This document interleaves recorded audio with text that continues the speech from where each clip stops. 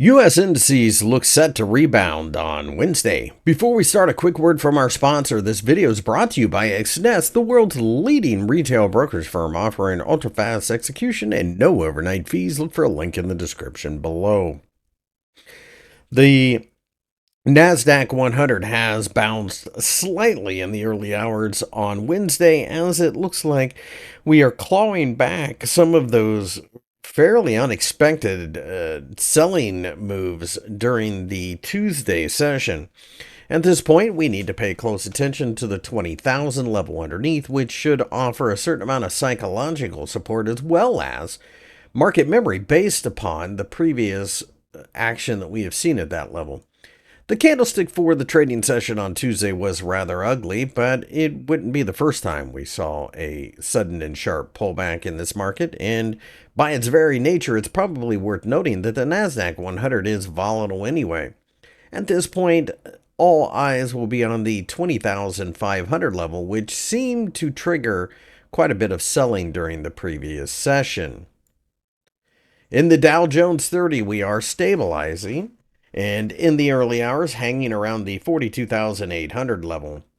While we have not bounced as much as we have in the NASDAQ 100, the Dow Jones 30 has been an extraordinarily bullish market as of late, perhaps based on the idea of interest rate cuts causing a stimulative effect in the U.S. economy, which of course would have major implications for some of the big blue chip companies.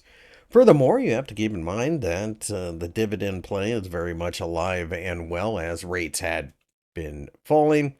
So that also has helped the Dow Jones 30. At this point, I look at the 41,900 level as a floor. I also look at 43,300 above as a potential barrier. If we can break above that, it more likely than not will open the door to the 45,000 level.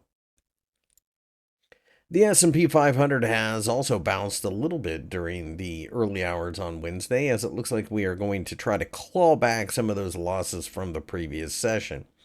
At this juncture, it is a very bullish market, and even if we did have a bit of a pullback, one would have to think that somewhere around the 5,800 level, there would be support, and then again, somewhere near 5,700.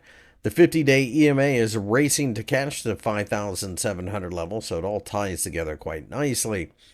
I do think it's probably more likely than not we consolidate a bit for a while, so that means we should see short-term upward pressure in a limited scope. Eventually, though, I don't see anything on this chart that tells me that the S&P 500 won't be looking to reach the 6,000 level between now and the end of the year. If you enjoyed the video, give me a thumbs up and subscribe.